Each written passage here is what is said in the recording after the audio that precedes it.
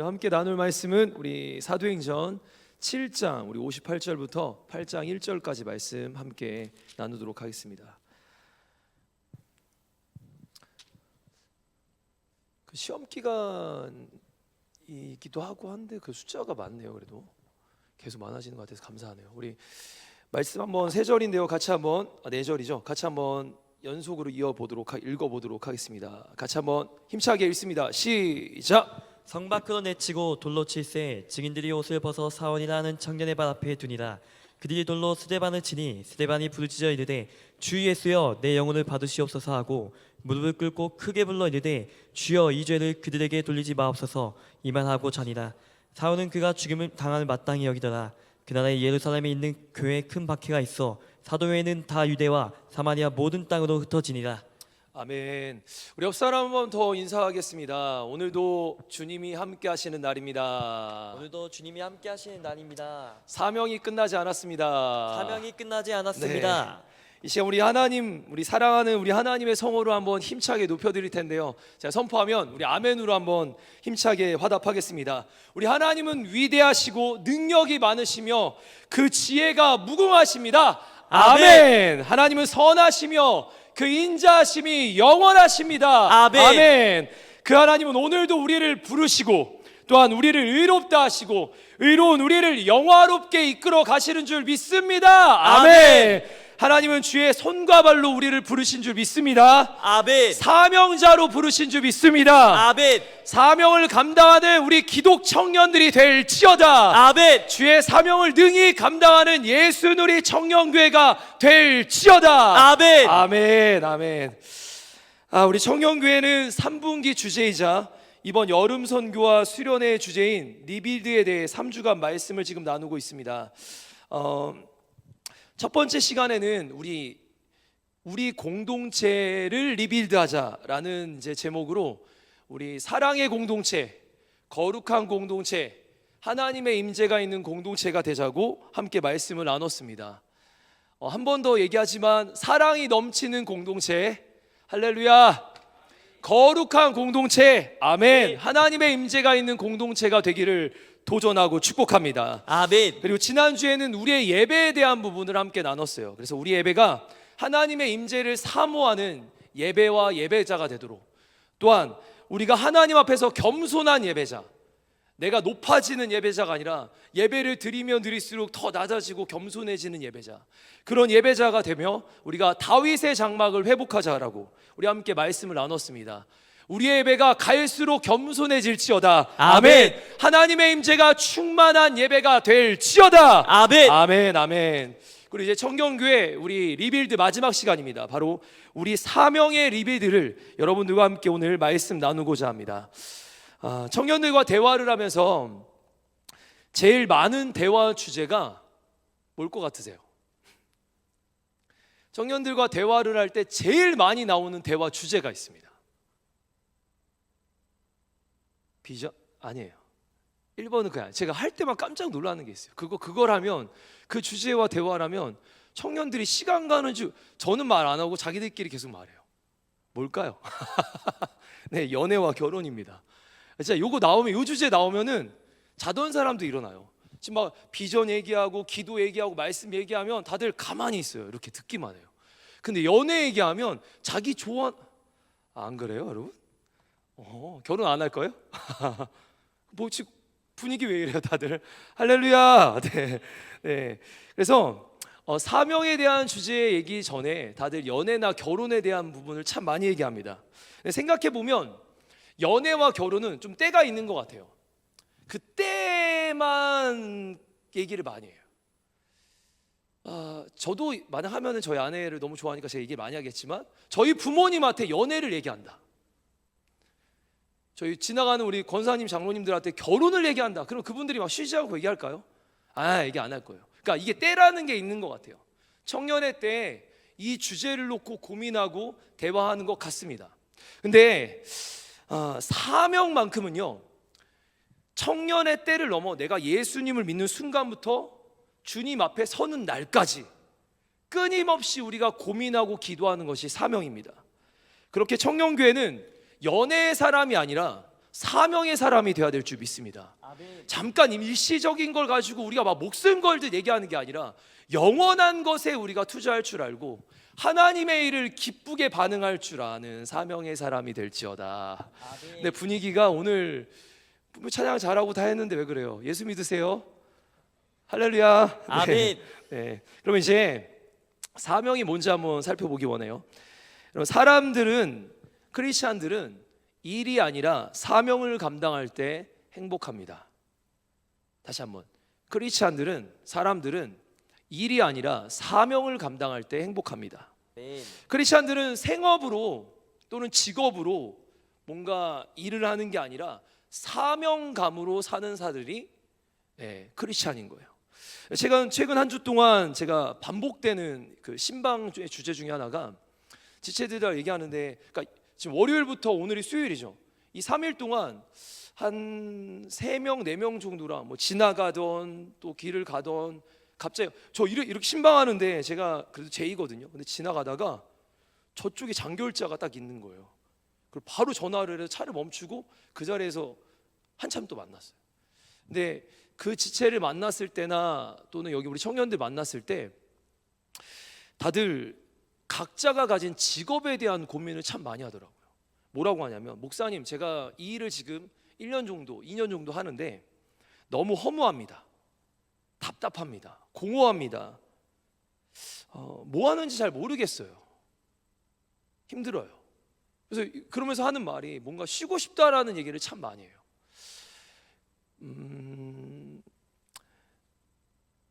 그 사람은 사명을 지금 못 발견한 것 같아요. 저에게 만약 묻는다면, 목사님은 이 일을 하는 게 어떠세요? 저는 오늘 하루 아침에 시작할 때 벌써 약간 승질 한번 내고 시작했거든요.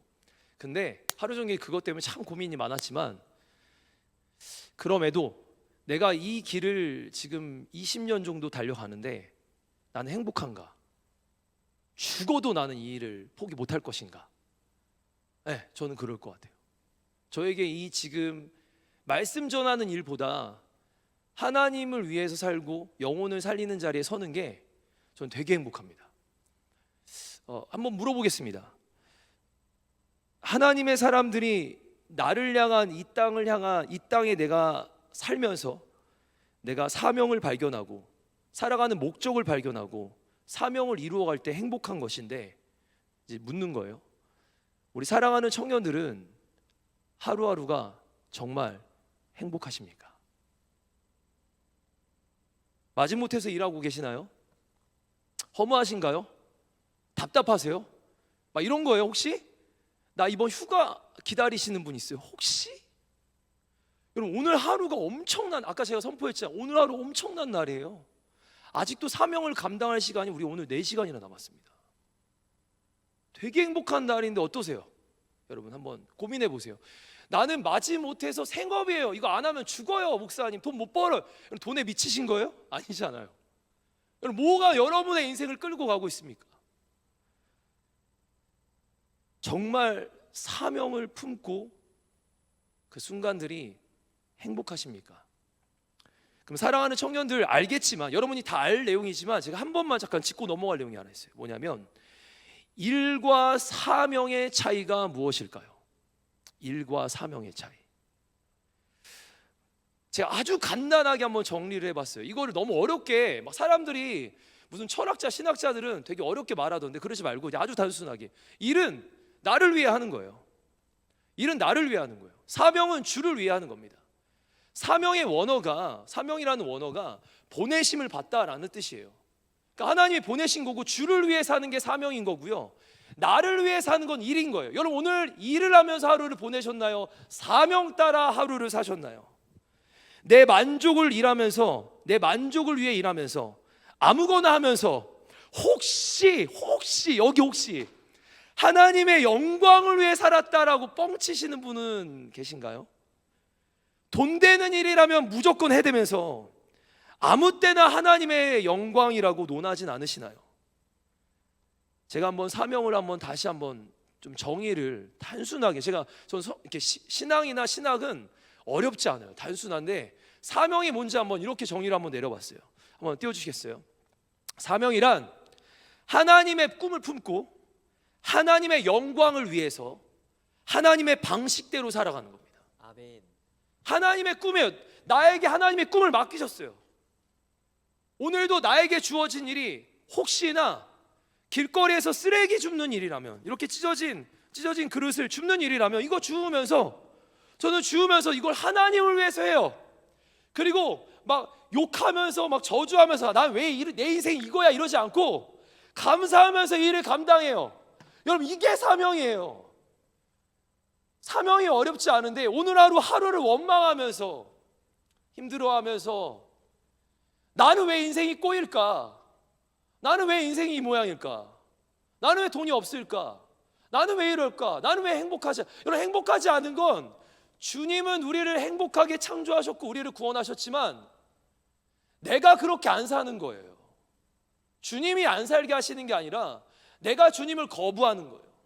성령님이 임하시면 사랑, 희락, 기쁨, 이게 맺어진단 말이죠. 열매가. 내 안에 성령님이 없으니까 그냥 마지못해 그 일을 하는 거예요. 여러분, 그게 사명이 없는 자들이 살아가는 방식입니다. 한번 방금 읽었던 이 문구 한 번만 더 같이 한번 읽어보기 원하는데요. 사명이란, 우리 같이 한번 읽어볼까요? 같이 시작. 사명이란 하나님의 꿈을 품고 하나님의 영광을 위해 하나님의 방식대로 사는 것입니다. 한 번 더 시작. 사명이란 하나님의 꿈을 품고 하나님의 영광을 위해 하나님의 방식대로 사는 것입니다. 아멘. 오늘도 이 마음으로 나의 직장에서, 또 우리 대학생들도 있으니까 나의 학교에서 그렇게 사는 겁니다. 여러분, 혹시 학생들 중에도 여기 대학생들이 있으니까 학생들에게 물을게요. 공부하는 게 그래도 재밌긴 하잖아요. 근데 공부하는 걸 마지못해서 해요. 막 이러고, 왜 나는 고등학교 때까지 공부해? 또 공부야. 여러분, 저는 30살까지 공부했습니다. 대학원까지 30살까지 공부했어요. 안 쉬고 공부했어요. 그리고 여기 한마치에게 왔는데 또 2년 공부했어요. 얼마나 많이 공부했냐. 여러분, 미친 듯이 공부해요 막. 근데 그거 할 때마다 스스로 막, 나는 저주받았어, 나는 힘들어, 난 짜증나, 나는 지쳐. 그러면서 하는 게 먹으러 가고 놀러 가고 막 방학 때 놀러 다녀야 되고. 도대체 이 인생은 누구를 위한 인생입니까? 그 사람들이 일에 빠진 거예요. 그 사람 되게 불쌍한 겁니다. 우리 청년교회는 일 공동체가 아니라 사명 공동체입니다. 교회 안에서도 우리 수많은 일들이 있습니다. 교회 안에 수많은 일들이 있어요. 그 일들을 감당할 때 또야? 제가 말하잖아요. 전 또야라고 하면 일 안 시켜요. 이게 저 고등부 때 아는 사람들은 아실 거예요. 전 또야라고 하면 내려놓고 예배부터 회복하십시오. 하나님부터 만나십시오. 사명부터, 아니 예배부터 회복하십시오. 이게 맞아요. 그 사람 써먹으려고 우리 교회가 있는 게 아니란 말입니다. 교회가 여러분 한 명 안 써먹어도요, 저 안 써먹어도 교회는 돌아가요. 내가 대단한 존재가 아니란 말이에요. 뭐 된다고 뭐 그럴 필요 없어요. 우리 그러지 않습니다. 우리 되게 먼지 같은 존재예요.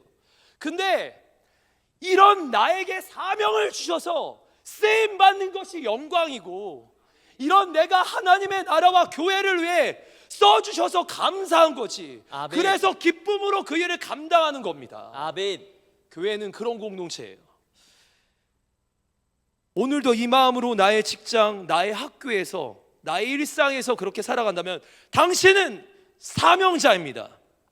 그러나 일에 치이고 상황에 치이고 매 순간 공허하고 허무하고 답답하고 뭐 할지 모른다면 당신은 사명자가 아니라 SCV 아세요? 일꾼이에요, 일꾼. SC 너무 오래됐나? 일꾼이에요, 일꾼. 하나님은 우리 모두에게 하나님을 위해 거룩히 살아갈, 주를 위해 거룩히 살아갈 하나님의 꿈과 사명을 다 심어놨어요. 여러분, 반드시 기억할 사실. 그러면 목사님이나 사명을 감당할 뿐이죠? 아니요. 여러분, 잘 기억하시길 바랍니다. 하나님은 이 땅에 우리 모두를 만드셨을 때 각자를 향한 하나님의 사명, 하나님의 꿈을, 그 씨앗을 반드시 심어놨습니다. 이게 처음에 좀 작아요. 이거보다 더 작아요. 겨자씨 보셨나요?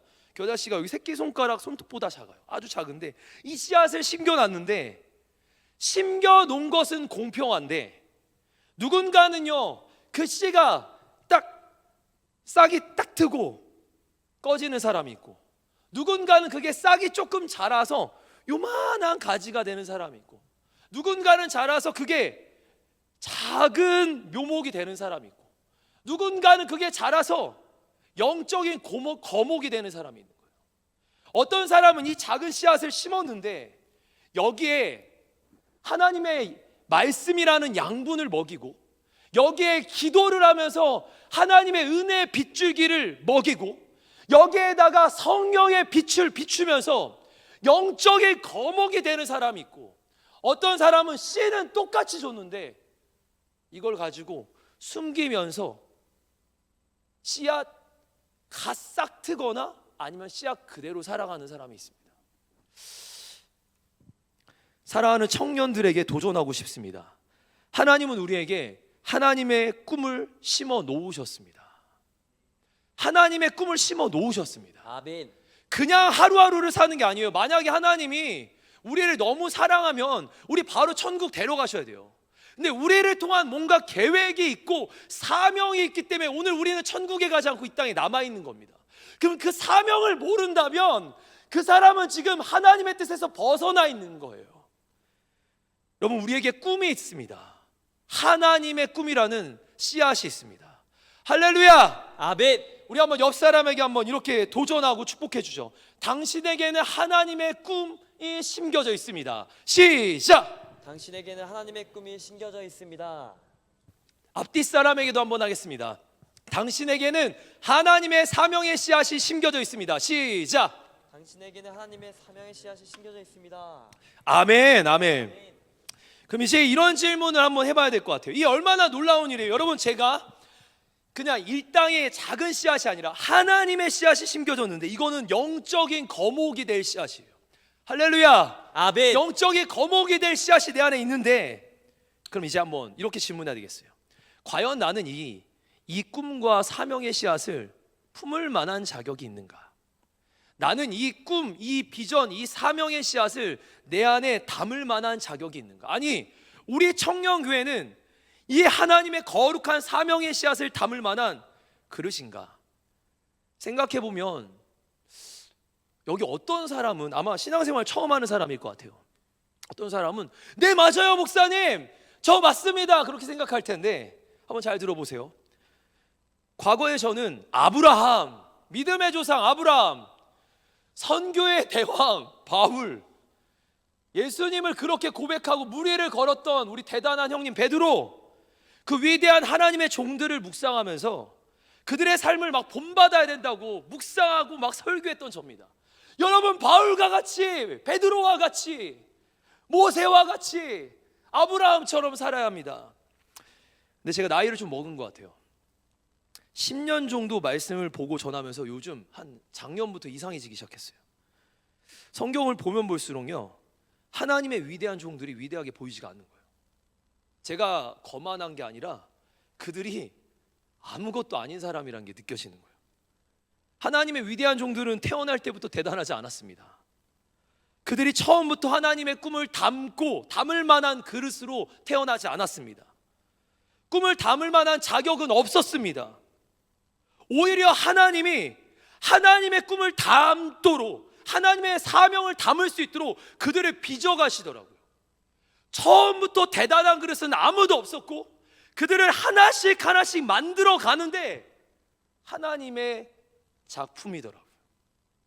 내가 노력해서 그 자리에 서는 게 아니라 하나님이 하나씩 하나씩 그걸 다 만드시더라고요. 아멘.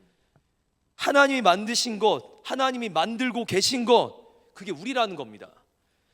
지금 내가요, 한번 생각해 보세요. 내가 하나님 앞에 먼저 튀어나왔나요, 여러분?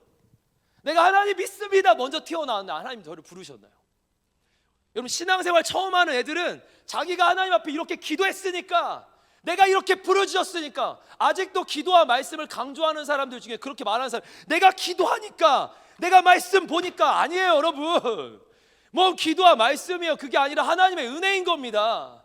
우리를 향한 하나님의 계획과 사랑이 우리를 포기하지 않기 때문에 기도의 자리가, 말씀의 자리가, 은혜가 있는 거예요. 근데 하나님께서 나를 부르신 거지 내가 먼저 튀어나간 게 아닙니다. 또한 생각해보면 저희 고등학교 시절 때, 얼마 전에도 제 고등학교 시절을 저희 아내랑도 막 같이 나눴는데, 저 고등학교 시절 때 장난 아니었어요. 네. 우리 교회 지금 미국에 가신 양 땡땡 씨 있잖아요. 양. 근데 저 예전에 고등학교 때 별로 상태 안 좋았어요. 어디로 갈지 방황하던 인생입니다. 그럼 뭐 어디로 갈지도 모르고 뭘 해야 될지도 모르고 그냥 게임 중독에 하고 싶은 거 하면서 매일 그와 같이 사는 존재였습니다. 그런 나를 하나님이 택하시고, 그런 나를, 가능성 없는 나를 하나님이 부르시고, 그런 나를 하나님이 보내시고, 그런 나를 하나님이 쓰신대요. 누가 한 거예요? 여러분 10년 전 한번 생각해 보세요. 20년 전 한번 생각해 보세요. 처음부터 대단한 사람 아무도 없습니다. 신앙 괜찮게 하는 사람 아무도 없습니다. 우리가 처음 어떻게 예수 만났는지 그거 기적이에요. 진짜 그게 미라클이고 어메이징 그레이스인 거예요. 우리 처음 주님 만난 그날 생각해 보면 이거는 말이 안 되는 거예요. 그래서 말이 안 되는 그날 여러분 어떻게 했어요? 하나님 앞에 우리가 넙죽 엎드리면서 막 펑펑 울지 않았습니까? 왜요? 자격 없는 난데 나를 부르셨다라는 거예요. 아멘. 생각해 보면 그 자리에 설 만한 자격은 아무도 없었습니다. 나는 작고 부족하고 아이고, 아니 좀 더 더럽고 추잡한 인생인데 위대한 전능하신 하나님이 당신의 꿈을 내 안에 심어 놓으신 거예요. 그리고는 이 꿈이 커져갈 수 있도록 하나님이 빚어가시는데, 작업하시는데, 여러분 찬장에 수 없는 그릇들이 쫙 나열되어 있어요. 여러분 찬장을 딱 열면 그릇들이 참 많아요. 여러분 세상에 70억의 그릇들이 참 많아요. 근데 하나님이 요 그릇을, 유군이라는 그릇을 딱 택해가지고 내가 너를 오늘 이 자리에서 쓸 거야, 다 세우시는 거예요. 아니 70억 인구 중에 아직도 주님을 몰라. 제 나이에 제 친구들, 제 고등학교 친구들도 아직도 주님 부인한 애들도 많은데, 아니 나를 택해서 여기다가 사용해 주시는 거예요. 내가 교회를 다닐 수 있다라는 거예요. 내가 신앙생활하고 언제든 우리 하나님을 아빠라고 부를 수 있다라는 거예요. 이 죄인 괴물이 하나님을 언제든 찾고 예배할 수 있다라는 거예요. 이 얼마나 놀라운 일입니까? 내가 주님을, 그릇 주제에 내가 주님을 찾은 게 아니라 나는 나열되어 있는 70억 인구 중에 한 명이었지만 하나님이 나를 택하시고 나를 부르시고 나를 꺼내시고 나를 사용하시는 거예요. 이게 하나님의 은혜입니다. 아멘. 우리 말씀 한번 디모데후서 2장 20절부터 21절 말씀 같이 한번 읽어봅니다. 같이 읽습니다. 시작. 큰 집에는 금그릇과 은그릇이 있습니다. 그러나 나무 그릇과 흙으로 빚은 그릇 또한 있습니다. 그 그릇 가운데 특별히 귀하게 쓰이는 그릇도 있지만 평범하게 쓰이는 그릇도 있을 것입니다. 만약 누구든지 악을 멀리하고 자신이 깨끗하게 하면 주인이신 주님이 쓰시기에 귀하고 거룩한 그릇이 될 것입니다. 그런 사람은 언제나 좋은 일에 쓰일 수 있는 준비된 사람입니다. 우리 20절 말씀 계속 말씀 한번 띄워주세요. 잘 보세요. 성경에 하나님, 여러분 지금 제가 말하는 게 아니라 성경이 말씀하는 내용입니다. 하나님이 특별히 귀히 쓰시는 그릇이 있대요. 제 말이 아니잖아요. 하나님 말씀이잖아요. 근데 하나님이 평범하게 쓰시는 그릇이 있대요. 그릇도 두 종류인데 하나는 귀히 쓰는 그릇이 있고 하나님은 평범하게 쓰는 그릇이 있다. 하나는 귀하게 하나님께 대접받는 그릇이 있고 그냥 보통 그릇이 있다. 여러분 어떤 그릇이 되고 싶으십니까? 당연한 거 아닐까요?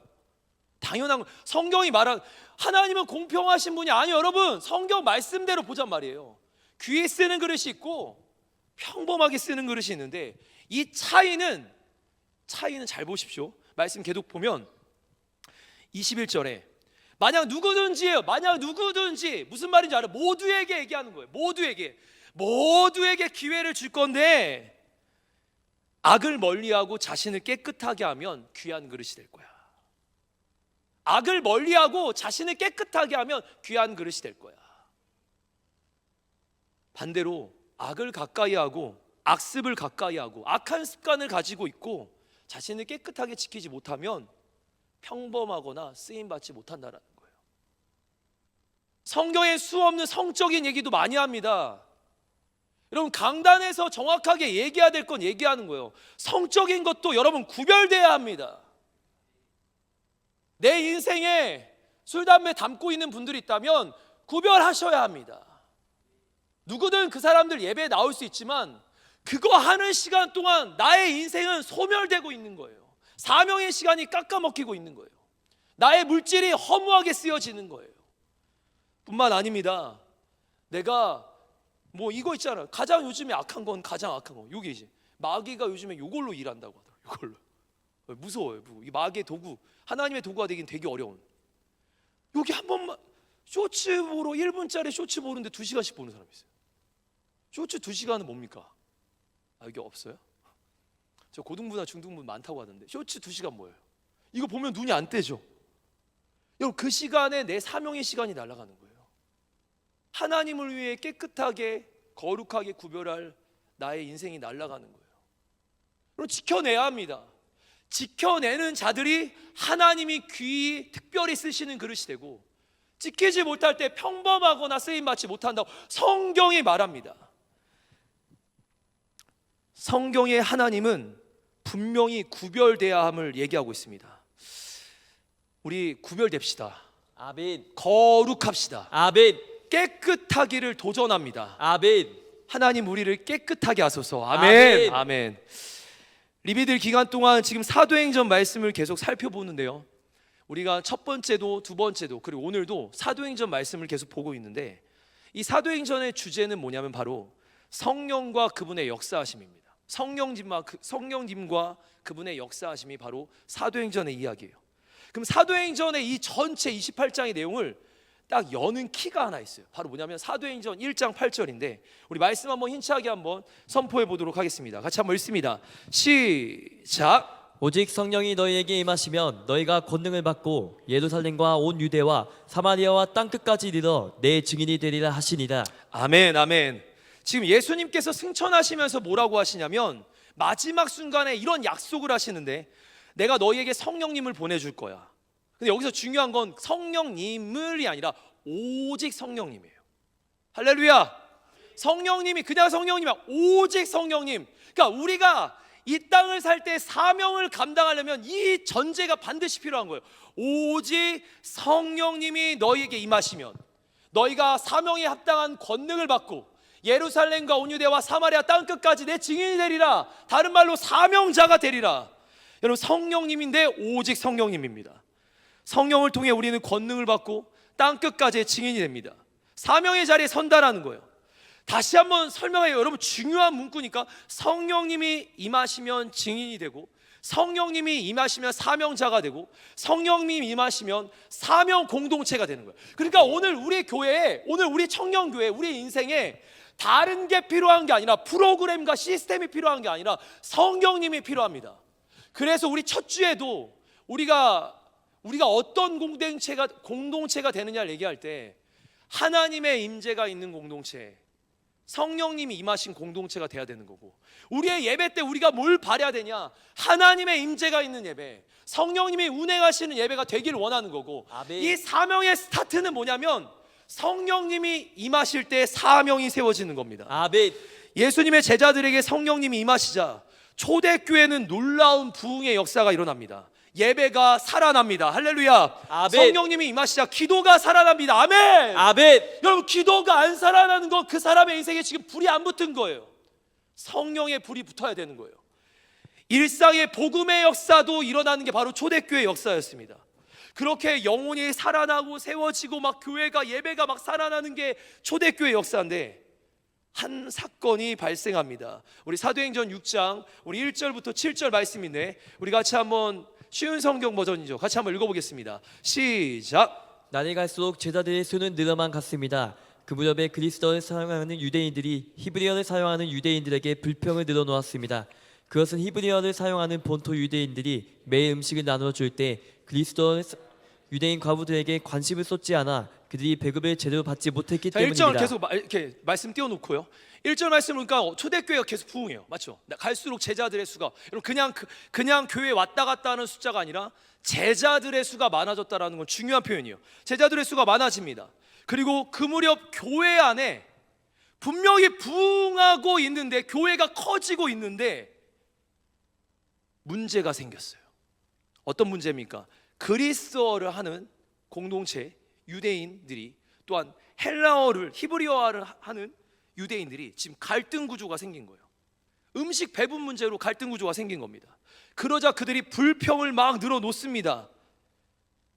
이 말이었어요. 관심을 왜 안 가져? 왜 나한테 관심을 안 갖는 거야? 이 얘기를 하고 있어요. 성경에서 1절에서 2절 말씀 계속 볼까요? 같이 시작. 그래서 12사도가 제자들 모두 불러서 말했습니다. 음식을 나눠주는 일 때문에 우리가 하나님의 말씀을 가르치는 일을 소홀히 하는 것은 옳지 않습니다. 그러니 형제 여러분, 여러분들 중에서 성령과 지혜가 충만하다고 인정받은 사람 7명을 뽑으십시오. 그 사람들에게 이 일을 맡기고 우리는 기도하는 일과 하나님의 말씀을 가르치는 일에 온 힘을 기울이겠습니다.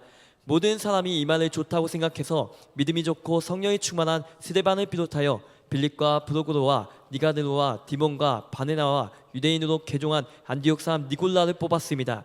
사람들이 이들을 사도들 앞에 데려오자 사도들이 그 사람들 머리에 손을 얹고 기도했습니다. 그 후 하나님의 말씀은 계속 퍼져나가서 예루살렘에 많이 늘었습니다. 뿐만 아니라 유대인 제사장들 중에서도 믿음을 가지게 된 사람들이 많이 생겨났습니다. 아멘. 사람들이 지금 점점 많아지는 부흥하던 초대교회의 모습이죠. 위기가 찾아왔어요. 어제까지 분명히 우리가 사도행전 2장 말씀과 3장 말씀을 읽었을 때는 어제까지 분명 사랑의 공동체였고 연합하는 공동체였습니다. 근데 지금 서로 비방하기 시작합니다. 네 탓이야. 네 탓이야. 교회 안에서 부대치는 소리가 막 들려요. 이런 이유예요. 불공평하다. 내가 관심받고 싶다. 내가 사랑받고 싶다. 내가 인정받고 싶다. 이건 차별이다. 여러분 좀 신기하지 않습니까? 초대교회가 부흥하고 있고 기도하는 공동체고 성령의 임재가 있는 공동체고 대단한 공동체, 우리가 따라갈 공동체 안에 무슨 일이 있냐면, 이 나쁜 건지 잘 모르겠지만 불공평하다, 차별한다, 내가 관심받고 싶다, 사랑받고 싶다, 인정받고 싶다. 우리 첫 주차 리빌드 설교 첫 주차를 기억해 보셔야 돼요. 우리는 사랑받는 공동체가 아닙니다. 사랑 주는 공동체예요. 특별히 수요예배 나온 우리 리더들이 많을 텐데 무슨 얘기를 하냐면 우리는 사랑 주기 위해 오늘 교회가 있는 거예요. 사랑 받기 위해 태어난 게 아니라 사랑 주는 거라고요. 아멘. 우리가 세상 속에 사랑을 나누고 전하기 위해 교회라는 공동체가 존재하는 겁니다. 아멘. 제가 선교를 나가면, 저랑 선교를 나가면 이제 항상 밥을 다 먹고 나면 이렇게 선교사님들이 식사를 준비해 주시거나 또는 뭐가 이렇게 뭐 지체들이 준비하면 항상 설거지를 1등으로 하려고 해요. 제가 설거지 할게요. 그럼 설거지 잘 들어보세요. 가장 낮은 자리에 그 자리에 하나님 임재가 있는 거예요. 제가 설거지 할게요. 근데 이걸 한두 번쯤 하면 그 안에 공동체 안에 우리 지체들 안에 자기들이 설거지하겠다고 순서를 막 정해요. 목사가 해서가 아니라 섬김의 자리가 얼마나 큰 은혜인지를 알기 시작합니다. 한 가지만 더 우리 청년교회 안에 있었던 일을 하나 얘기해 드릴까요? 한 번은 우리 청년교회 안에서 여행을 갔는데 좀 어려운 지체가 한 명 있었어요. 조금 어려운 지체가. 다들 이 어려운 지체를 좀 이렇게 좀 부담돼요. 이러는 거예요. 근데 제가 아니 교회가 제가 감당할게요. 제가 품을게요. 아니 이게 교회잖아요. 기도는 그럴싸하게 하면서 막상 품는 자리에 가면 그 사람은 과연 기도를 하는 걸까요? 맞지 않아요? 아니 이게 지금 이 사람이 누군가 소외된 사람이 있으면 내가 먼저 가는 거지. 막 이래요. 제가 좀 그 사람이랑 안 맞아요. 어려워요. 아니잖아요, 여러분. 교회는요 사랑 주기 위한 거라고요. 근데 계속 얘기하는 건 왜 나한테 사랑을 안 주지? 왜 차별하지? 불공평하지? 여러분 그런 심보는 버려야 합니다. 이게 바로 초대교회에 나타났던 그 갈등의 문제였어요. 서로가 지금 부딪히며 소리 났던 이유가 나만 바라봐 주길 원해요. 그건 주님한테 요구하십시오. 그건 주님에게만 요구하십시오.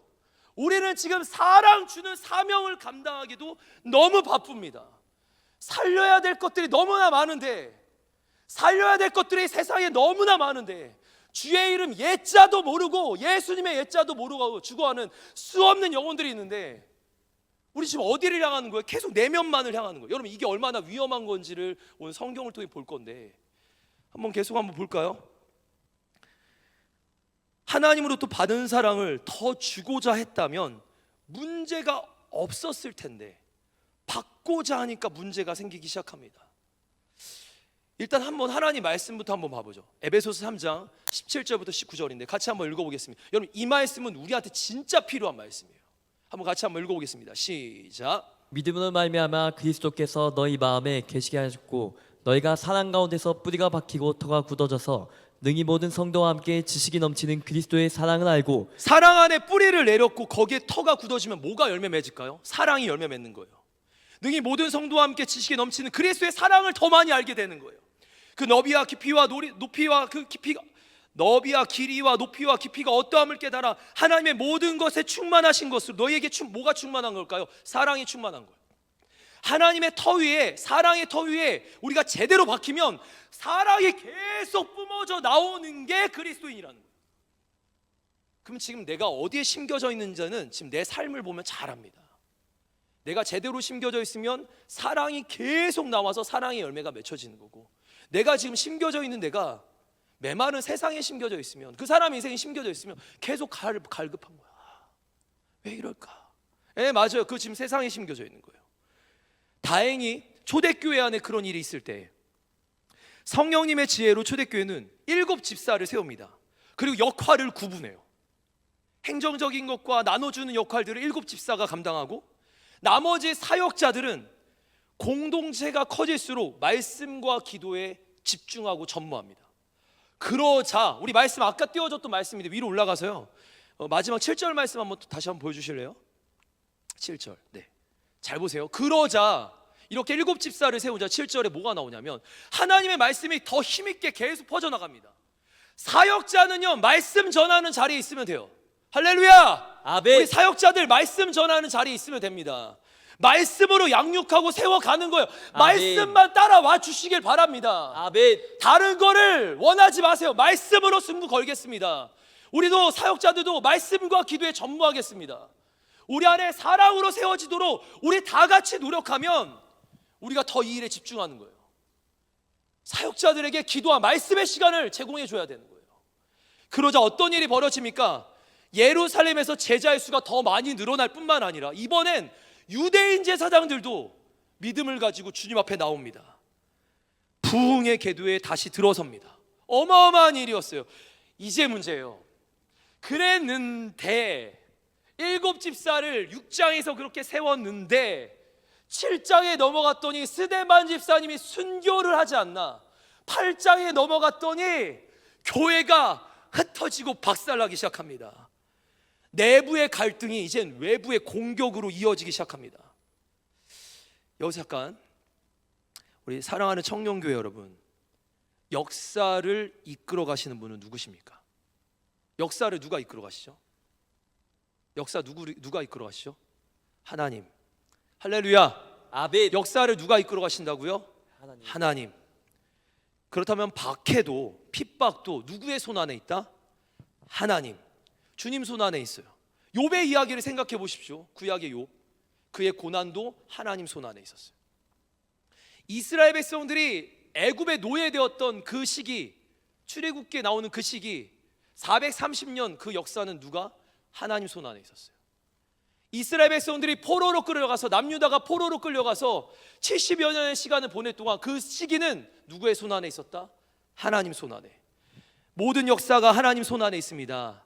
아멘이십니까? 아멘. 인정하시죠? 아멘. 그럼 오늘 본문 다시 한번 읽어보죠. 우리 8장 1절 말씀입니다. 말씀 계속 띄워주세요. 시작. 사울은 그가 죽임당하는 마땅히 여기더라. 그날에 예루살렘에 있는 교회에 큰 박해가 있어 사도 외에는 다 유대와 사마리아 모든 땅으로 흩어지니라. 아멘. 8장 1절 띄워주시면 잘 보세요. 초대교회가 지금 어마어마한 부흥을 하고 있었단 말이에요. 6장에서 그런 말씀의 부흥, 흥황하는 부흥이 있었는데 7장에서 스데반 집사님이 순교를 당합니다. 그리고 8장에는 교회가 흩어져요. 이게 뭔 말이에요 도대체? 뭐 잘못했나요? 초대교회가? 뭐 엄청난 죄를 저지른 거, 그러면 이해가 될 것 같아요. 이들의 실수가 있고 문제가 있고 애굽 땅으로 내려가고 이런 실수가 있으면 인정이 되는데 도대체 인정이 안 돼요. 뭘 잘못했길래 하나님은, 모든 역사를 주관하신 하나님은 초대교회에게 이런 어려움을 주시는 걸까? 교회를 뿔뿔이 흩으시는데 한번 그림 한번 보여주시겠어요? 그림 봐봐, 이렇게 흩어요. 예루살렘에 있던 교회를 사방으로 흩어버립니다. 사실 이 그림 말고 좀 더 정확한 그림이 있는데 모양이 이게 제일 나서 그냥 교회를 마치 이렇게 물 잡아놓고 빵 터뜨려서 쫙 펼치는 느낌이에요. 아니 하나님 왜 그러시는 거예요 도대체 우리 하나님? 그럼 이거를 사도행전 8장에서 이렇게 나타난 일들을 큰 박해와, 말씀 계속 띄워주시면 큰 박해와 핍박으로 이렇게 흩으시는 이유를, 이 표현을 뭐라고 하냐면 디아스포라라고 합니다. 디아 어디를 향하여, 스포라 뿌리다, 흩다. 무슨 말이냐면 지금 하나님이 너무도 사랑하시는 교회, 예수 그리스도의 핏값으로 세우신 그 교회를 하나님이 저기다 던진다라는 거예요. 뿌리신다라는 거예요. 퍼져 막 이러고 지금 하나님이 하시는 거예요. 아니 도대체 이해가 안 됐어요. 뭘 잘못하신 건가? 뭘 잘못했길래 초대교회 성도들이 말씀과 기도에 전무하고 그렇게 열심히 했는데 왜 고난을 주실까? 여러분 잘 들어보세요. 왜 교회에, 왜 크리스찬들에게, 왜 가정에 이해가 안 되는 고난이 있을까? 그 중에 이유 하나가 바로 이거예요. 한번 이제 1장 8절과 8장 1절을 같이 비교해서 볼 건데 잘 보십시오. 제가 한번 읽어볼게요.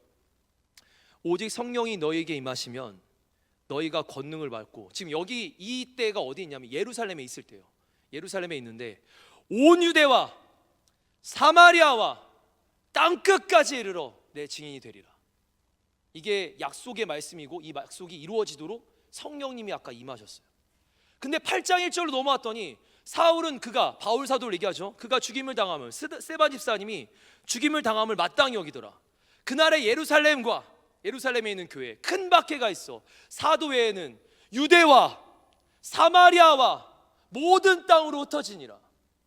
하나님이 약속한 말씀 1장 8절을요, 사람들이 그걸 이루지 않고 약속대로 살지 않으니까 주님이 강제로 이루시는 내용이었어요. 1장 8절에 초대교회가 주의 뜻을 따르지 않으니까 부흥한대요. 숫자가 늘어. 주님은 그걸 원하신 적이 없었어요.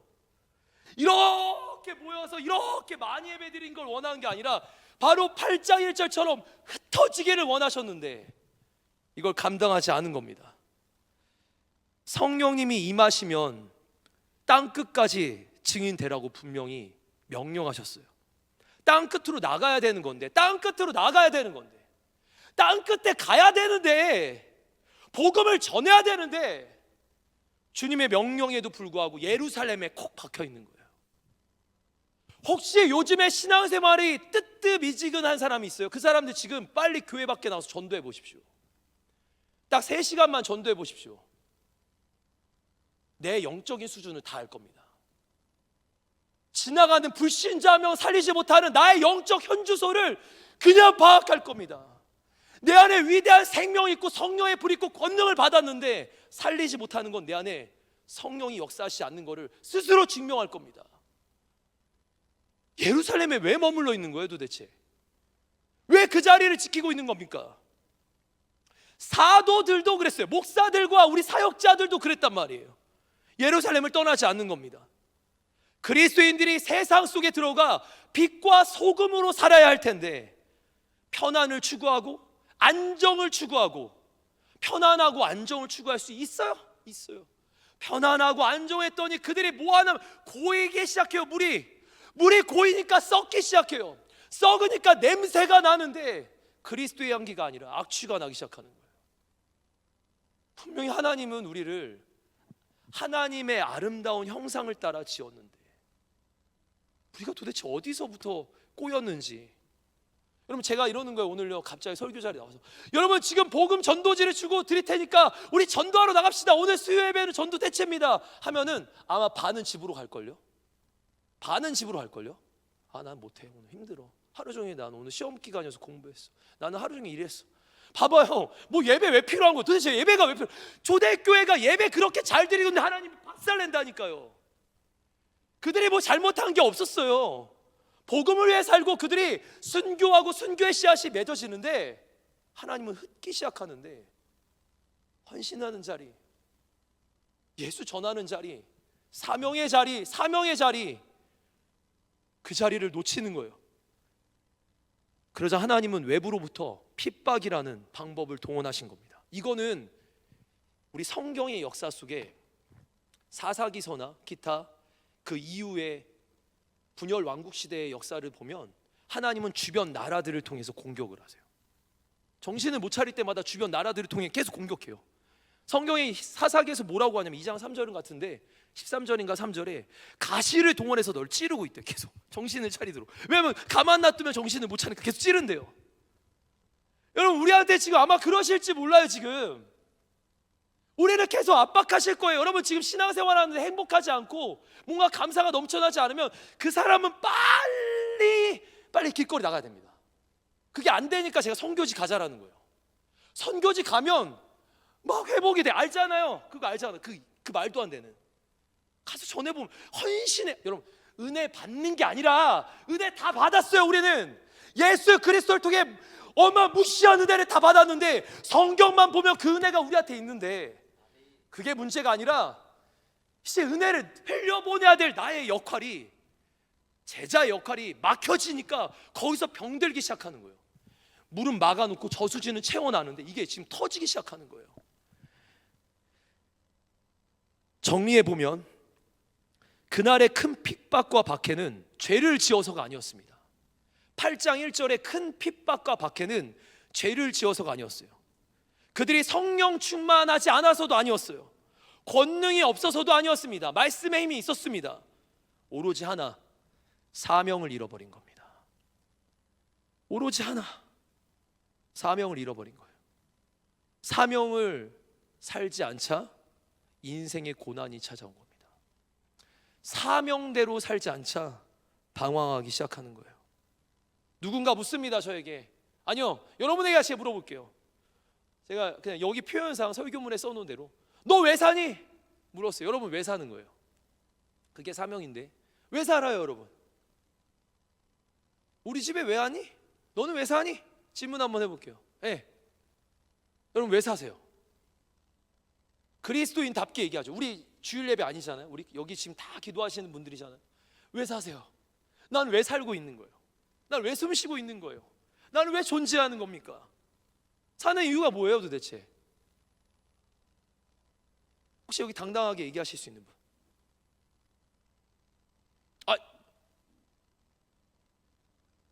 당당하게 얘기하실 수 있는 분? 저희 아내가 치킨 쏠 겁니다. 저 영상에 이렇게 나가면은 무조건 써야 되는 거 알죠, 우리? 없어요? 지금 이게 부끄러운 거 아니죠? 나 왜 사는지 나 얘기할 수 있는 분? 이게 진심이에요? 나 왜 사는지 얘기할 수 있는 분? 써 있어요, 여기요. 제 설교문에 이렇게 하라고. 네, 말해봐요.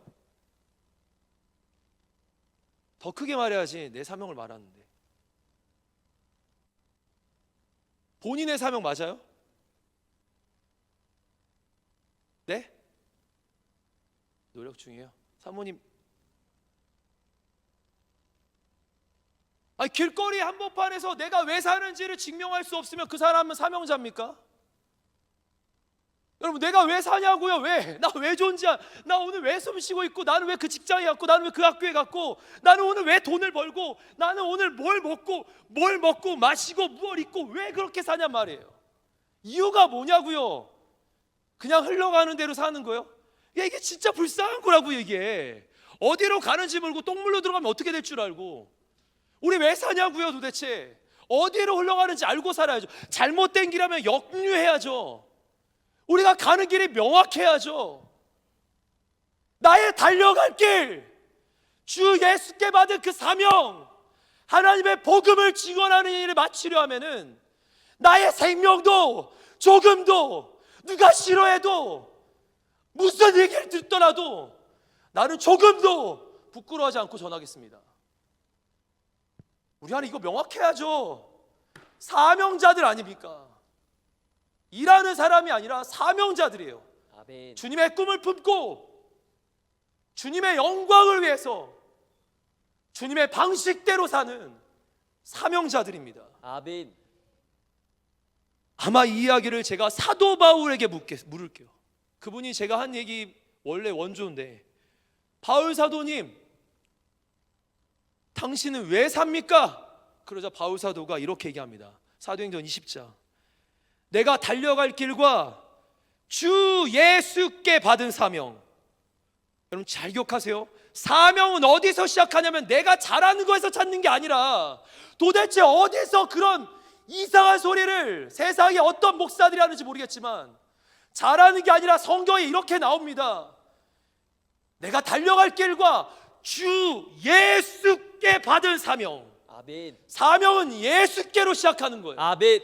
주 예수께 받은 사명, 곧 하나님의 은혜의 복음을 증언하는 일을 마치려 하면은 나의 생명도 조금도 귀한 것으로 여기지 않겠다. 아멘. 그렇다고 바울 사도가 복음만 전합니까? 아니요, 텐트도 만들어요. 집도 지어요. 여행도 많이 다녔어요. 그가 사나 죽으나 먹든지 마시든지 뭘 하든지, 심지어 그가 텐트를 짓든 이거라든 저거라든 그의 모든 삶은 사명이었다라는 거예요. 지금요. 아멘. 잠깐 교회 와서 복음 전하는 순간만이 아니라 그의 전부가 사명자였다라는 겁니다. 아멘. 사명 어디서 시작한다고요? 예수 그리스도께로부터. 아멘. 내 생각 아니에요. 내 계획 아닙니다. 내 뜻 아닙니다. 주 예수께로 시작하는 게 사명입니다. 아멘. 사도 바울은 자신의 사명을 명확하게 알았습니다. 그 사명으로 땅 끝까지 가기를 원했어요. 여러분 있잖아요. 좀 직업을 얘기하는 게 아니에요. 지금요. 직업, 생업, 그 모든 것 위에 있는 가장 상위, 내가 어떤 일을 하든 내가 무엇을 하든 먹든지 마시든지 뭘 하든 가장 중요한 그 사명. 먹는 걸 통해서도 하나님을 우리가 증언할 수 있고 하나님을 드러낼 수 있고, 내가 마시는 것 통해서도 남들 다 술 마실 때 거기서 술 딱 멈추고, 그게 마시는 거예요. 그게 하나님의 영광을 드러내는 거고, 내가 오늘도 옷을 하나 입더라도 성경적으로 구별될 만큼 옷을 입고, 내가 오늘 직장을 갈 때도, 내가 학교를 갈 때도, 그 안에 있을 때도 분명 위에서 구사리를 그렇게 주는데도 감사, 내 주변 사람들이 뭐라 하는데도 감사. 이게 그리스도인이고 이게 사명자란 말이에요. 주님은 그렇게 불렀는데 나는 어떻게 사냔 말입니다. 사도 바울은 자신의 사명을 명확히 알고 그 사명으로 땅 끝까지 달립니다. 교회 안에 있는 것이 아니라 그는 교회 밖으로 세상을 향해 땅 끝까지 도전했습니다. 그렇죠. 이게 그리스도인이고 이게 교회죠. 이게 그리스도인이고 이게 교회죠. 요한복음 20장 21절 말씀입니다. 같이 한번 선포합니다. 시작. 예수께서 또 이르시되 너희에게 평강이 있을지어다. 아버지께서 나를 보내신 것 같이 나도 너희를 보내도다. 지금 예수님의 부활의 주님께서 우리를 뭐라고 하시냐면, 난 너희 이제 보낼게. 난 너희를 세상 가운데 보낼 거야. 이게 우리 주님의 명령이었어요. 말씀이었단 말이에요. 난 너희 보낼 거야. 여러분 가세요. 세상에 가세요. 교회에 있지 말고 세상으로 가세요. 세상을 뒤바꾸셔야 합니다. 예수님은 우리를 세상 가운데 보내셨어요. 그게 사명의 사람, 그게 사명 공동체. 제가 한 글을 하나 여러분들께 읽어드릴게요. 에든버러 대학의 데이빗 라이크라는 교수가 영국 교회가, 오늘날 영국 교회가 다 지금 영국 교회 안에는요 대부분 이슬람 사원이 들거나 술집이 많이 들어와 있는데, 뭐 회복 중에 있다고도 얘기하지만, 뭐 그런 뉴스들이 나오긴 하지만 지금 아직은 몰락 가운데 있어요. 근데 그 이유 두 가지를 들었어요. 하나는 강단에서 십자가 부활을 얘기하네요. 계속 비전, 막 결혼. 아니 이거는 사명을 알고 예수를 알면 이거 다 정리가 돼요. 하나씩 정리가 다 돼요, 진짜로. 근데 이거를 강단에서 캐리그마가 사라졌다라는 거. 또 다른 하나가 뭔지 아세요? 교회가 몰락한 이유, 교회의 본질적 사명을 잃어버린 거예요. 그는 나아가 이렇게 결론을 내립니다. 교회는 교회만이 해야 할 고유한 역할이 있다, 사명이 있다, 이런 말입니다. 그러나 불행하게도 현대교회는 세상이 하는 걸 똑같이 따라하는데, 그렇게 많이 하는데, 그래서 쇠퇴하고 있는 거다. 세상이 하는 거 똑같이 복사해서 복붙해놔요. 아마 이제 예전에는 우리가 그래도 문화를 주도한 것 있지만 이제 따라가고 있어요. 무섭습니다. 무서워요. 우리 지금 세상 따라가고 있어요. 세상에서 막 이런 거 하면은 아마 여러분 이렇게 막 우리 가끔씩 광고하는 것도 세상 유튜브 또는 세상에 나오는 인스타에 나오는 그거 영상 그대로 복붙하잖아요. 불쌍한 거라는 거니까, 이게 불쌍한 거라고. 주도자들이 아니라 우리가 정복하고 다스려야 될 우리의 사명이 있는데 그거 그대로 카피해서 갖다 붙여요. 그럼 그거 보고 다들 그냥 웃고 재밌어요. 의미는 없고 아무것도 변화는 없고. 그거 아니라고요. 우리가 주도하고 우리가 만들고 우리가 세상 가운데 영향력 미치는 게 바로 우리 그리스도인들입니다. 우리의 인생이든 우리의 교회가 사명을 잃으면 깨지고 병들고 쇠퇴하기 시작합니다. 사명을 이렇게 같이 한번 선포해 보길 원하는데, 제가 사명을 하면 이 내용을 내용을 한번 같이 한번 읽을게요. 사명을 하면 이게 교회의 사명이에요. 아주 단순하게 교회의 사명. 그리고 제일 마지막을 우리가 지금 해야 될 겁니다. 우리 같이 한번 제가 사명을 하면 한번 선포해 보죠. 사명은 내가 교회 안에서 예배로 살아나고 세워지고, 우리가 교회 안에서 양육과 섬김으로 살아나고 세워지고, 세상이 교회의 전도와 선교를 통해 살아나고 세워집니다. 그럼 이게 사명이에요. 진짜 사명. 우리가 해야 될 역할. 일단 예배 안에서 믿지 않는 자들이 이 안에서 살아나고 세워지고, 양육을 통해 그들이 제자화가 되고, 그리고 거기서 멈추는 게 아니라 제자 훈련을 받으면 세상에 무조건 달려가는 겁니다. 단 하나, 쪽복음 하나, 내가 오늘 요한복음 3장 16절밖에 몰라도 그거 들고 가는 거예요. 부끄러워하면 안 돼요, 여러분. 내가 복음을 부끄러워하면 주님도 우리를 부끄러워하시는 거예요. 내가 복음을 부끄러워하지 않으니 이 복음은 모든 믿는 자들에게 구원을 주신 하나님의 능력이잖아요. 아멘. 지난 주일날 가정에 대한 얘기를 하시면서 노은석 교수님이 설교를 하시는데, 저의 은사자시기도 하거든요. 근데 그분이 능력이 뭐야? 라고 형하게 얘기했어요. 막 능력이 막 병 고치고 아니라고 하잖아요. 뭔지 아세요? 능력이 뭔지 아세요? 내 안에 칼이 들어와도 복음을 부끄러워하지 않은 게 능력이래요. 아멘. 여러분, 복음을 부끄러워하지 않은 세대가 돼야 합니다. 아멘. 그렇다면 세상 속에도 복음이 빛나도록 만드는 우리 청년 교회가 돼야 합니다. 아멘. 이제 마지막 하나만 조금 더 나누도록 할게요. 그렇다면 사명을 이게 지금 중요한데, 사명을 감당하는 자들에게 필요한 것이 있어요. 많은 사람들이 사명이 없어서 하나님께 막 사명을 구합니다. 하나님 사명을 주십시오. 하나님 사명을 주십시오. 막 기도해요. 금식하고 난리가 나요. 하나님 분명 말씀합니다. 설교를 통해, 기도를 통해, 말씀을 읽다가 주변을 통해 하나님 무진장 말씀하시는데, 그러다 하나 깨달았어요. 우리 말씀 한번 같이 한번 볼까요? 사도행전 2장 같이 한번 말씀 한번 선포하겠습니다. 시작. 이는 곧 선지자 요엘을 통하여 말씀하신 것이니 일렀으되, 하나님이 말씀하시기를 말세에 내가 내 영을 모든 육체에 부어주리니 너의 자녀들은 예언할 것이요 너의 젊은이들은 환상을 보고 너의 늙은이들은 꿈을 꾸리라. 여러분, 지금 이 말씀이 환상과 꿈과 비전에 대한 얘기잖아요. 어마어마한 얘기인데, 여러분, 제가 아주 중요한 문구 하나만 이렇게 써봤어요. 사명 받는 것보다 중요한 것은 사명을 따르는 거예요. 분명 줬단 말이에요. 여러분, 제가 여러분한테 사명 하나 확실하게, 성경이 말하는 사명을 모두에게 드리겠습니다. 여러분은 빛입니다. 안 믿으세요? 여러분은 빛입니다. 아멘.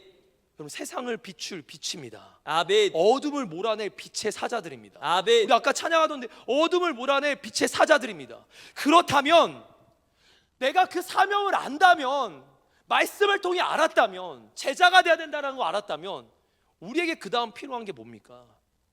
맡은 자에게, 맡겨진 자에게 뭐가 필요합니까? 그게 우리한테 지금 이제 중요한 거예요. 이게 고린도전서 4장 1절과 2절 말씀인데, 제가 한번 읽어볼게요. 사람이 마땅히 우리의 그리스도인 일꾼 됐잖아요. 하나님의 비밀을 맡았잖아요. 복음을 맡았잖아요. 빛이 됐잖아요. 그리고 중요한 건, 맡은 자들에게 구할 것은, 주님이 원하시는 건 충성이랍니다. 충성되게 살아야 돼요. 꿈이 없어서 망한 것 같았는데, 제가 잘 보니까 한국교회는 하나님이 어마어마하게 말씀을 어마어마하게 먹이시는데, 안 먹어서 망한 게 아니라, 없어서 망한 게 아니라, 너무 많이 먹기만 해서 망하는 거예요. 많이 먹기만 해서 그런 거라고요. 먹지만 말고 먹은 걸 가지고 세상 속에서 충성해 보십시오. 그럼 누군가 묻습니다. 목사님, 충성이 뭡니까? 말씀 한번 같이 한번, 아주 단순한 말씀인데 이 내용 안에 충성이 나오니까 같이 한번 보죠. 한 절씩 교독하겠습니다. 또 어떤 사람이 타국에 갈 때 그 종들을 불러 자기 소유를 맡긴 거, 복음을 맡기고 하나님의 사명을 맡긴 거예요. 소유를 맡긴 것 같으니, 15절 시작. 각각 그 재능대로 한 사람에게는 금 5달란트를, 한 사람에게는 2달란트를, 한 사람에게는 1달란트를 주고 떠났더니, 5달란트 받은 자는 바로 시키지 않았어요. 누가 시키지 않았어요. 바로 그것으로 장사하여 또 5달란트를 남기고, 2달란트 받은 자도 그같이 하여 또 2달란트를 남겼으되 한 달란트 받은 자는 가서 땅을 파고 그 주인의 돈을 감추어 두었더니. 오늘 후에 그 종들의 주인이 돌아와 그들과 결산할세. 여러분, 지금 짧은 시간이 아니라 주인은 오랜 시간이 뒤한 뒤에 결산의 때가 찾아온 거예요. 결산의 때는 정해져 있었는데 그때는 언젠지 알지 못하지만 오랜 시간 뒤에 분명히 왔습니다, 주인이. 그리고 나서 5달란트 받은 자는 5달란트를 더 가지고 와서는 이르되, 주인이여, 내가 5달란트를 주었는데 보소서, 내가 또 5달란트를 남겼나이다. 그 주인이 이르되 잘하였도다. 착하고 충성된 종아, 내가 적은 일에 충성할음에 내가 많은 것을 내게 맡기리니 내 주인의 즐거움에 참여할지어다 하고. 여기까지만 보죠. 어떤 말씀입니까? 마지막 21절을 보면 잘하였다, 착하고 충성된 종아. 그럼 이거를 5달란트 받은 사람은 뭐 한 거예요? 작은 일에 충성했대요. 큰 일이라고 생각하지 않았어요, 주인은. 오늘 작은 일에 작은 순간에 충성하는 게, 여러분, 그게 사명자의 역할이고 충성인 거예요. 오늘 나에게 주어진 작은 한순간을요, 충성하는 게 그게 사명자의 역할인 거예요. 오늘 내게 주어진 작은 삶의 순간순간들에 예수를 드러내고 보여주는 게 그게 충성이고 사명자의 역할인 거예요. 아멘. 이 달란트 비유는 제가 한 게 아니라 예수님이 직접 하셨습니다. 말씀 핵심이 뭐죠? 충성. 충성이 뭡니까? 자발적으로 움직이는 걸 말하는 겁니다. 주인이 종에게 뭔가를 부탁하지 않았어요. 스스로 갑니다. 그리고 두 번째, 그는 성실하게, 꾸준하게 끝까지 주님 올 때까지 감당합니다. 오늘 내게 주어진 삶 속에 나중 가서 하겠다가 아니라 오늘 성실히 꾸준히 끝까지 감당하는 게 사명인 거예요. 아멘. 사랑하는 청년교회 여러분, 사명이 희미해지는 이유는, 열매가 맺혀지지 않는 이유는 하다 말고 기도하면서 성장하지 못하는 건 기도했다 말고 아니요, 꾸준한 사람들이 열매 맺습니다. 꾸준하게 가야 열매 맺는 거예요. 아멘. 사명길을 걸으면서도 오늘 여기 기웃 하는 게 아니라 직진이에요. 아멘. 표대를 향해서 오늘도 전진하는 겁니다. 아멘. 그렇게 사명길을 가야 하는데 뭐 해야 된다고요? 충성은 앞을 보고 가는 거예요. 제가 충성을 얘기할 때마다 좀 떠오르는 그림 이미지가 있어서 이제 이 내용 좀 보고 거의 마무리 줘보도록 하겠습니다. 그림 한번 보여주세요. 여러분, 경주마예요. 충성됩니다. 저 뒤에 태운 자신의 기수를 데리고 목적지까지 달려가요. 우리는 예수를 등에 업고 달려갑니다. 잘 보세요. 달려가는데 말들이 좌우를 보면 결승선까지 도착할 수 있을까요? 못 가요. 그래서 말들에게 이렇게 장치를 하나 걸어놔요. 다음 그림 보여주시면 뭔지 아시죠? 앞만 보도록 이렇게. 여러분, 충성된다라는 게 바로 이거예요.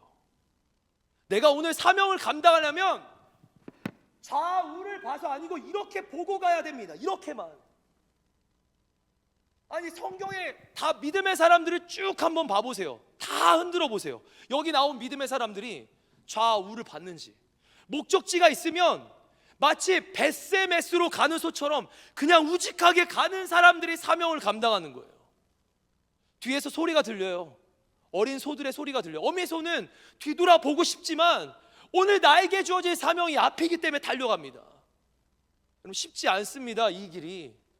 그러나 우리에게 이 길이 감당될 수 있는 건 나는 어마무시한 그 희생과 사랑을 내가 받았고, 오늘 내가 살아있는 이유도 그것 때문인 걸 내가 명확하게 알기 때문에 아멘. 우리는 사명을 감당하며 앞을 보고 가는 거예요. 아멘.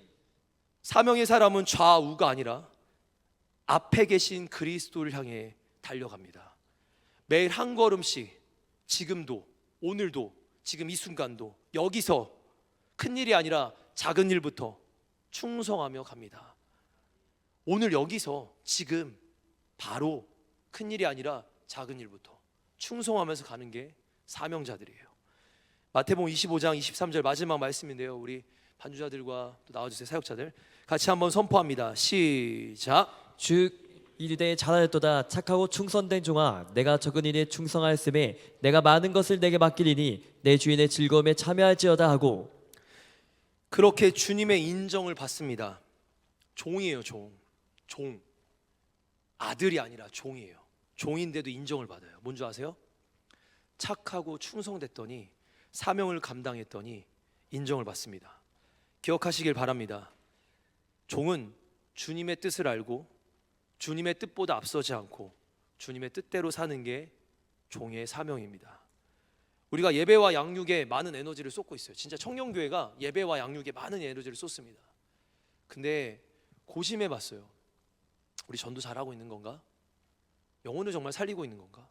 우리 이 정도면 다, 여러분 지금 제가 생각할 때는요, 전 세계에 이렇게 말씀 많이 먹고 기도 많이 하는 크리스찬들 없어요. 청년 기독 없어요. 기독 청년들 없어요. 여러분 진짜 우리 전국에 몇 프로 안 되는 청년들이 여러분요, 1%도 안 될, 1%보다 더 낮을걸요? 그런 희귀한 사람들이에요. 근데 우리가 그 큰 은혜를 받고 이렇게 특별하게 살아가는데 교회 안에서만 특별한 게 너무나 아쉽습니다. 받은 은혜와 사랑들이 있다면 세상에 흘려보내야 합니다. 그게 전도입니다. 전도는 예수님께서 이 땅에 오신 목적, 두루 다니시면서 친히 하신 일이요, 그리고 그리스도께서 남기신 위대한 명령입니다. 자, 한 문구만 읽고 우리 같이 한번 찬양할 텐데요. 신학자 에밀 브루너가 이런 말을 했어요. 불꽃 없는 불이 없고 전도 없는 교회가 없다. 불꽃 없는 불이 없고 전도 없는 교회가 없다. 오늘날 한국 교회가 더 복음의 역사로 가득 채워지지 않는 이유 중에 하나라고 생각하면 복음을 부끄러워하기 시작한 것 같아요. 사명인 거를 부끄러워하는 것 같아요. 오늘 내가 술집에 갔을 때, 여러분 술집에 가서 사이다 한 잔 먹을 수 있어요? 그 자리를 피하는 것도 먼저겠지만 혹 친구들 살려야 되면 갈 수도 있잖아요. 갔는데 거기에 당당하지 않고 부끄러워하고 그들을 구별하기 시작하고 그들과 떨어져 나가기 시작하고 나끼리 우리끼리 교회끼리만 이루고 있고, 여러분 이게 아닌데, 이거 아닌데 세상을 정복하는 거고 세상에 들어가서 구별되게 그들 안에 영향력 끼치는 게 우리인데 그 역할이 회복돼야 됩니다. 사명요, 오늘 당장 할 수 있어요. 우리 오늘 집에 가서 당장 할 수 있습니다. 부모님 전도 안 되신 우리 가족들 있어요? 우리 청년들? 바로 그 자리에서 기도하세요. 집에 가서 기도의 제단부터 쌓으십시오. 가족 중에 주님을 모르면 기도의 제단부터 무릎 꿇고 쌓으세요. 빨리. 교회뿐만 아니라 가정에서도 기도 제단 쌓으세요. 학교에 갔는데 내 주변에 있는 친구들이 주님 몰라요. 먼저 가세요. 30분 기도하십시오. 직장에 먼저 가세요. 남들 다 오고 뒤늦게 막 헐레벌떡 주일날 막 하루 종일 교회 사역했다라는 핑계로 막 제발 교회 핑계 대지 마시고 예수님 이름 먹칠하지 말고 일찍 가서 딱 앉아서 먼저 기도하세요. 함께 일하는 동료들을 위해 기도하고 함께 같이 공부하는 지체들을 위해 기도하고 그들을 중보하십시오. 헌신과 수고와 충성된 자들이 세상을 바꾸는 겁니다. 그런 영향력 있는 청년교회가 될 줄 믿습니다.